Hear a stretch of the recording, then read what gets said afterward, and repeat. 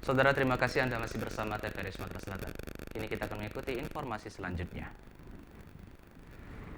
Badan Meteorologi, Klimatologi, dan Geofisika mencatat suhu muka air laut di Samudra Pasifik menunjukkan terjadi anomali.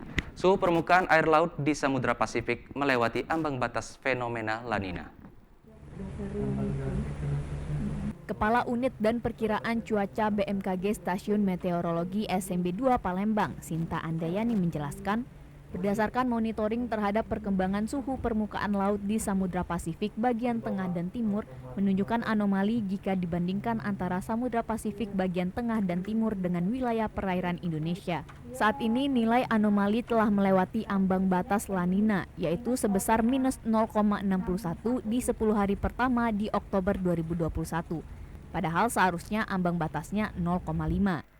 Hasil kajian BMKG mengenai La Nina tahun 2020 lalu menunjukkan curah hujan meningkat selama bulan November, Desember hingga Januari.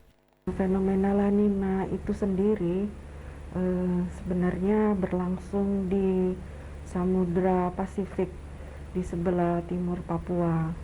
Namun jika di kondisi tersebut merupakan La Nina, maka efek yang berimbas ke wilayah Indonesia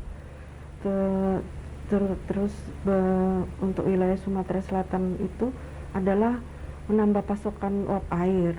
Makanya cuaca itu cenderung banyak hujan.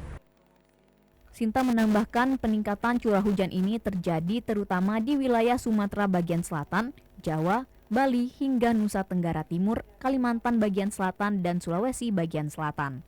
Andiam Said, TVRI Sumatera Selatan melaporkan.